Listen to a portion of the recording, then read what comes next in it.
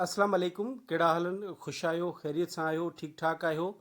असांजो हिकिड़ो सिलसिलो हली रहियो हुयो जंहिंमें सिंधी लेक्चरार जे इंटरव्यू में जेके SPSC जे पैनल सवाल पुछा आहिनि उन्हनि जा उहे सवाल बि असां हिकिड़ी जाइ ते सहेड़े गॾु करे रहिया हुआसीं ऐं उन्हनि जा जवाब बि मां पंहिंजे नॉलेज जे हिसाब सां उहे तव्हांजे आॾो पेश करे रहियो हुयुसि।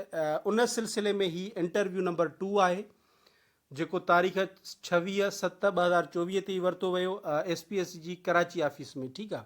अच्छा, ही इंटरव्यू नंबर 2 जो इहो मतिलबु न आहे त SPSC जेके इंटरव्यू वरिता हुन में ॿियो नंबर इहो हुयो, बल्कि इहो आहे त जेके मां हिते कलेक्ट करे यूट्यूब ते अपलोड थो कयां उन्हनि में इहो इंटरव्यू नंबर 2 हुयो। इंटरव्यू नंबर 1 में असां ॾिठासीं त 23 सवाल हुया। उन्हनि खे 2 पार्ट्स में मां हिते यूट्यूब ते बि अपलोड कयो आहे। अगरि उहे बि तव्हां न आहिनि ॾिठा त उहे बि ज़रूरु ॾिसी वठो। हिन में कुझु जेके सवाल त जेके कैंडिडेट मूंखे सोशल मीडिया ते मिलिया इहे सवाल, उन में मुख़्तसिर थोरा सवाल जेके हुन ॿुधाया आहिनि, उन शागिर्द ॿुधाया आहिनि पंहिंजी वॉइस मैसेज में, त उहे जेके थोरा आहिनि उन्हनि खे असां ॾिसूं था, पर उहे अहम आहिनि, ॾाढा अहम आहिनि। हिकिड़ो सुवाल उन खां इहो पुछा कयो वियो, अच्छा तव्हांखे हिकिड़ी गुज़ारिश कंदुसि त अगरि तव्हां मुंहिंजे यूट्यूब चैनल ते नवां आहियो त काइंडली हिन खे सब्सक्राइब करे छॾिजो। ठीकु आहे। सवाल हिन खां पुछियो वियो त आलमी अदब मां कहिड़ा किताब सिंधी में तर्जुमा थिया। हाणे जेकॾहिं इहो तव्हां खां पुछा कयो वञे कॾहिं बि या कंहिं टेस्ट में अची वञे त तव्हां वटि हिकिड़ी लिस्ट हुजे जेके बि ॿियनि मुल्कनि जा जेके लिटरेचर आहे, अदब आहे जेको ट्रांसलेट थियो आहे सिंधी में, उन जो तव्हां वटि लिस्ट हुजे त हीउ नालो सिंधी में हीउ नालो ऐं इहो ट्रांसलेट कंहिं कयो, कंहिंजो लिखियलु हुयो। अच्छा, पहिरियां त मां जेकॾहिं ॻाल्हायां आलमी अदब, हाणे आलमी अदब जेकॾहिं तव्हां खां पुछनि त आलमी अदब ते कुझु ॻाल्हायो, आलमी अदब छा आहे, त उन में तव्हां उनखे छा ॿुधाईंदव?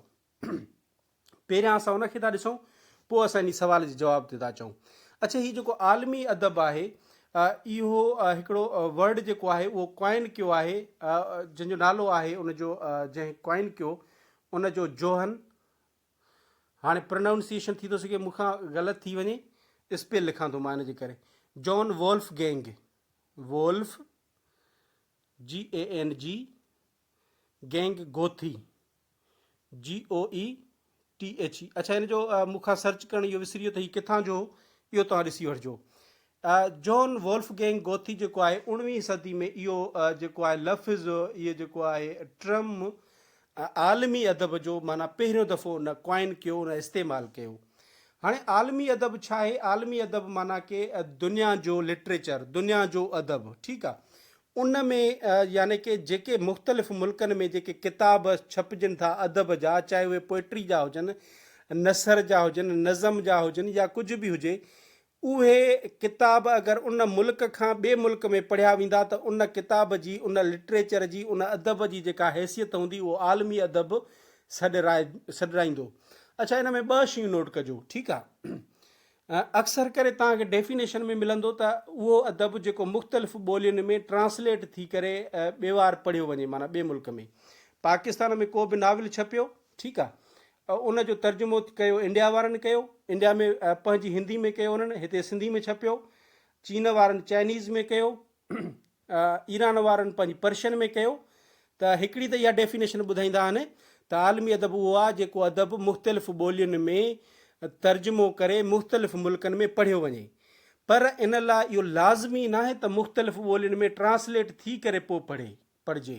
बसि इन लाइ अहम इहो आहे त को बि अदब लिटरेचर जेको पंहिंजे मुल्क खां ॿाहिरि बाउंड्री क्रॉस करे ॿिए वार पढ़ियो वञे थो त उन जी जेका हैसियत आहे उहा आलमी अदब वारी हैसियत आहे, चाहे उहो उन ओरिजिनल लैंग्वेज में ई पढ़ियो वञे, चाहे उनखे ट्रांसलेट करे पढ़ियो वञे। हाणे जीअं बेकन सेसे आहे, असां बेकन सेसे इंग्लिश में बि पढ़ूं था पिया, उनजो सिंधी में बि तर्जुमो थियो, त बेकन सेसे जेकॾहिं ओरिजिनल लैंग्वेज में पढ़ूं था त उनजी जेका आहे आलमी वर्ल्ड लिटरेचर वारी हैसियत आहे। ठीकु आहे।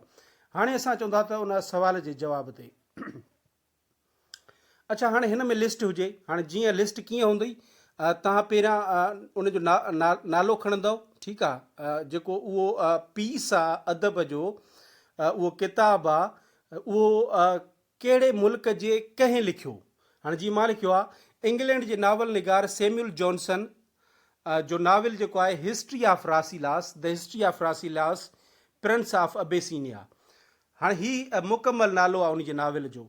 हाणे इन जो सिंधी में तर्जुमो जेको कयो उहो साधू नवल राय ऐं मुंशी उदाराम कयो हुई, ठीकु आहे।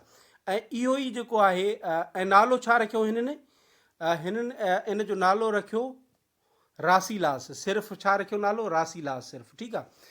हाणे रासीलास ई सिंधी अदब जो पहिरियों नाविल आहे, ठीकु आहे। त इहो जेको आहे किथां आयो, वर्ल्ड लिटरेचर मां आयो, तर्जुमो थियो, ठीकु आहे।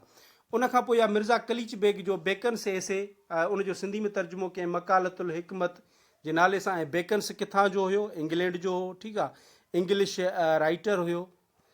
उनखां पोइ ॾिसो दी टेल्सी मैन, हे ॾिसो टेल्सी मैन, इहो बि नाविल आहे, वॉल्टर स्कूट जो आहे, ठीकु आहे, बाय वॉल्टर स्कूट, ठीकु आहे। ऐं हीउ वॉल्टर स्कूट जेको आहे इहो स्कॉटिश जो आहे, स्कॉटलैंड जो आहे, ठीकु आहे, स्कॉटिश पोइट बि आहे, नावलिस्ट बि आहे। हाणे इन जो नाविल इहो तर्जुमो थियो, सिंधी में नालो पियो तलसुम, बोलचंद कोडोमल सिंधी इन जो जेको आहे तर्जुमो कयो, अधु ताईं इन कयो, इहो वफ़ात करे वियो, वरी उनखां पोइ कंहिं ॿिए तर्जुमो कयो हुयो, ठीकु आहे। इहो बि तव्हांजे ज़हन में हुजे। या उनखां पोइ तव्हां मिर्ज़ा कलीच बेग जी शेक्सपियर इंग्लैंड जो आहे, उन जे ड्रामनि जा जेके आहिनि ऑलमोस्ट अलाए तमामु घणा जेके ड्रामा आहिनि शेक्सपियर जा, विलियम शेक्सपियर जा, उहे मिर्ज़ा कलीच बेग सिंधी में तर्जुमा कया। हाणे वरी पोइ तव्हां उते लिस्ट उन खे इम्तिहान में जेको इंटरव्यू वठे थो उनखे ॿुधाईंदव।